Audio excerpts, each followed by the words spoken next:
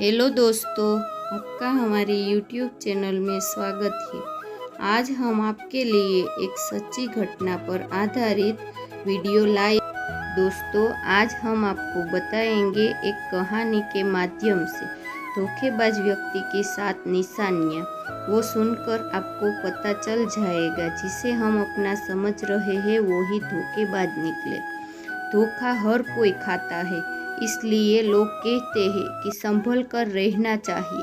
सभी समस्या तभी होती है जब आप अपने अच्छे व्यक्ति पर शक करते हैं और धोखेबाज पर भरोसा। धोखेबाज व्यक्ति अक्सर अच्छा का नकाब ओढ़ कर रहता है।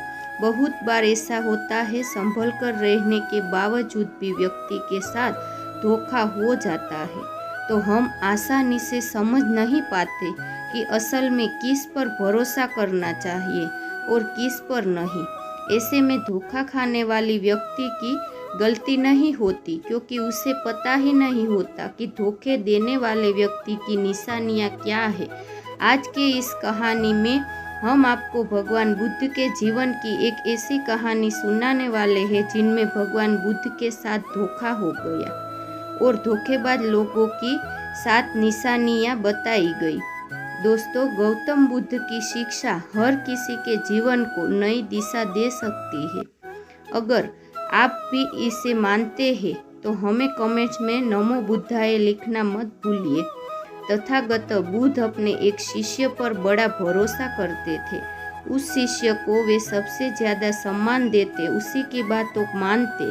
बुद्ध उस शिष्य की हर बात पर आंख बंद करके विश्वास करते थे। लेकिन आज तक बुद्ध को कभी यह पता नहीं चला कि उनका वह शिष्य कौन से गांव से है और कहाँ का रहने वाला है, क्या काम करता है। लेकिन फिर भी बुद्ध उस पर विश्वास करते थे। वह शिष्य बुद्ध की बड़े ही मनोयोग से सेवा करता, इसलिए बुद्ध को भी कभी इस बारे में जानने की आवश्यकता महसूस नहीं हुई। जब कभी बुद्ध ने उस शिष्य के बारे में कुछ जानने की कोशिश की तो उसने हर बात को घुमा लिया गया, लेकिन कभी कुछ बताया नहीं। बुद्ध के उस शिष्य का व्यवहार आश्रम के बौद्ध भिक्षुओं के साथ भी बड़ा ही अच्छा था। इस कारण से हर बौद्ध भिक्षु उसे अपने मन की बात बता देता था। लेकिन वह शिष्य ऐसी बातों को सुनकर हर दिन बौद्ध भिक्षुओं की शिकायत बुद्ध से कर देता था। ऐसे ही एक दिन भगवान बुद्ध का भोजन करने बैठे और कुछ देर बाद उनकी तबीयत खराब हो गई।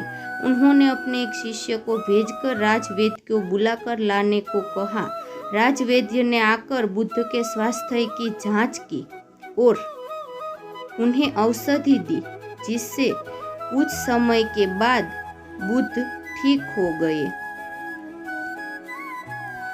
एक दिन बुद्ध ने राजवैद्य से पूछा, उन्हें क्या हुआ था। राजवैद्य ने कहा, तथागत, आपको भोजन में विष दिया गया था। यह सुनकर वहां बैठे सभी भिक्षुओं को बड़ा आश्चर्य हुआ कि ऐसा कौन है, किसने किया, जिसने बुद्ध के भोजन में विष मिलाया हो।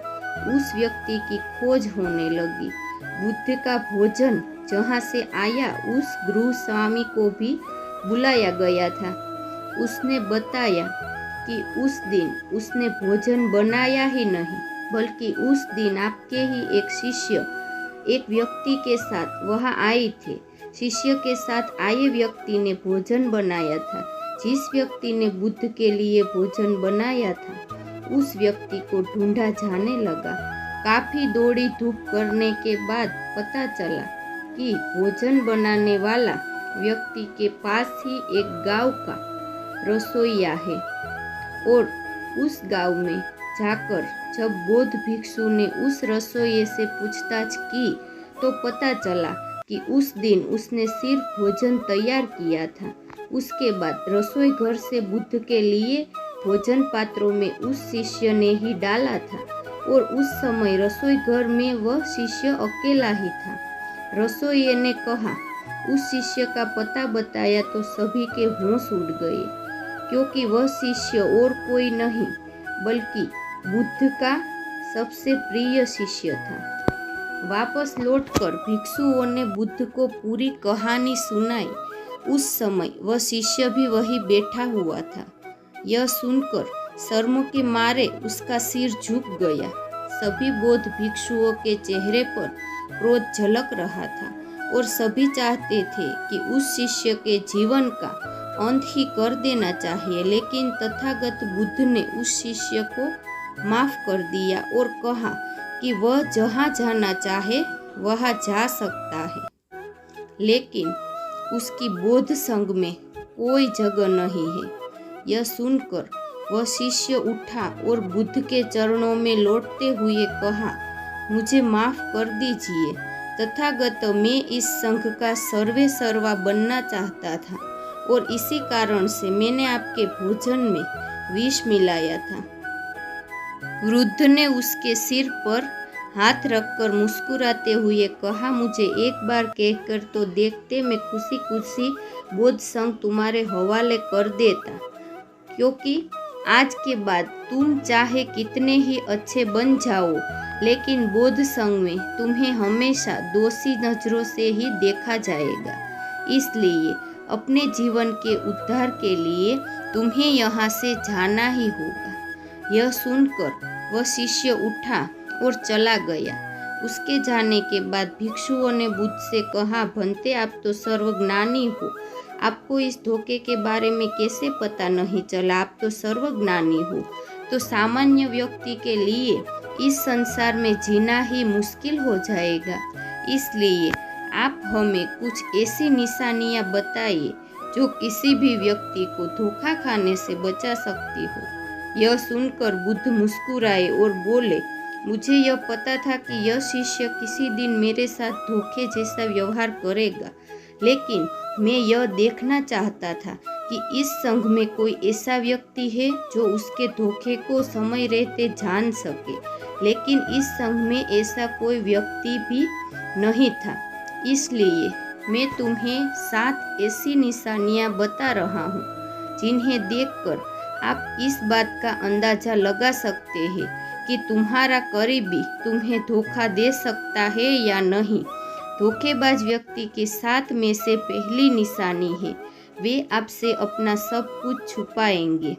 आप धोखेबाज व्यक्ति के बारे में कुछ नहीं, आपके पास हर समय मौजूद होंगे। ऐसे लोग बड़े मतलबी होते हैं, अपना मतलब सिद्ध होते गायब हो जाते हैं। इसलिए जीवन में ऐसे व्यक्तियों से दूरी ही सबसे अच्छा उपाय है। दूसरी निशानी है, वे तर्कहीन बात करना। धोखेबाज लोगों की सबसे बड़ी पहचान ये है कि ऐसे लोग तर्कहीन बात करते हैं। इसकी एक भी बातों के पीछे आपको कोई तर्क नजर नहीं आएगा। साथ ही एक बात दूसरी बात से बिल्कुल भी रिएक्ट नहीं करेंगे। तो अगर आप ये चीज़ किसी इंसान के अंदर बार बार देखते हैं तो आपको उनसे सतर्क रहना चाहिए और दूरी बना लेना चाहिए। तीसरी निशानी है, हमेशा मिलीजुली बात करना। हमेशा मिलीजुली बात करना धोखेबाज लोगों के लक्षण होते हैं, क्योंकि ऐसे लोग सीधी बात नहीं करते और आपको कंफ्यूजन में रखते हैं, फिर मौका पड़ने पर अपनी बातों को अपने हिसाब से इस्तेमाल करते हैं और अपने ही फायदे के लिए किसी को भी कभी भी धोखा दे सकते हैं। चौथी निशानी है, अपनी बात से पलट जाना। अपनी बात से पलट जाना धोखेबाजों का एक बड़ा ही लक्षण है। आप इस लक्षण को बार बार गौर भी कर सकते हैं। ऐसे में हमेशा ध्यान दें कि जो लोग अपनी कमिटमेंट से पीछे हटते हैं वो किसी को भी कभी भी धोखा दे सकते हैं। तो अपनी बात से पलट जाने वाले लोगों से थोड़ा सतर्क होकर रहे। पांचवी निशानी है, जरूरत में कभी काम न आना। जरूरत में कभी काम न आना धोखेबाजी है। धोखेबाज लोग जरूरत के समय कभी भी सामने नहीं आते हैं और अपनी बातों से पीछे हट जाते हैं। ये चीज़ अगर आप किसी इंसान में हर छोटे मौक़ों पर देख रहे हैं तो आपको ऐसे लोगों से सतर्क रहकर और उन लोगों से दूरी बना लेना चाहिए। धोखेबाज लोगों की छठी निशानी है, वे आपको हमेशा दुख पहुंचाने की कोशिश करेंगे। ऐसे लोग हमेशा इस बात की कोशिश में लगे रहते हैं कि कैसे भी करके आपकी उन्नति को रोक दिया जाए। ऐसे व्यक्ति आपको नुकसान पहुंचाने का कोई मौका नहीं छोड़ते, यानी ऐसे लोग को आपको नुकसान पहुंचाने में या फिर आपको दुखी करने में आनंद आता है। इसलिए भिक्षु ऐसे लोगों से भी दूरी बना लेना चाहिए। जीवन में धोखे से बचे रहने का ये सबसे अच्छा उपाय है। धोखेबाज लोगों की सातवीं और अंतिम निशानी है कि उनकी जिंदगी में आपके लिए कोई जगह नहीं होती। ऐसे लोगों के लिए आप कोई मायने नहीं रखते। ऐसे लोगों के लिए आपकी परेशानियां परेशानी नहीं होती। ऐसे लोगों के लिए आपका दुख कभी दुख नहीं होता। भले ही आप उस व्यक्ति के दुख में दुखी हुए हो, भले ही उनकी परेशानियों में परेशान होकर भी उनकी सहायता की, भले ही आपके लिए वह बहुत कुछ हो, लेकिन उसके लिए आप कुछ नहीं होते। ऐसे व्यक्ति जीवन में आपको धोखा देते ही। दोस्तों, यदि आप भगवान बुद्ध की बताई इन 7 निशानियां को देखकर अपने लिए एक सच्चा दोस्त चुनते हैं तो यकीन मानिए आप जीवन में कभी धोखा खा ही नहीं सकते। इसलिए धोखेबाज लोगों की इन 7 निशानियों को हर दिन याद रखें। यदि आपको यह कहानी या कथा अच्छी लगे तो इसे शेयर और लाइक जरूर करें। साथ ही और भी धार्मिक कथा को सुनने के लिए हमारी चैनल को सब्सक्राइब करना ना भूलें और नीचे दिए गए कमेंट बॉक्स में हमें ज़रूर बताइए आपका इस कथा के बारे में क्या ख्याल है। यदि कोई प्रश्न है तो आप हमें पूछ सकते हैं। हम आप तक सही जानकारी देने का प्रयत्न अवश्य करेंगे। जय श्री कृष्ण।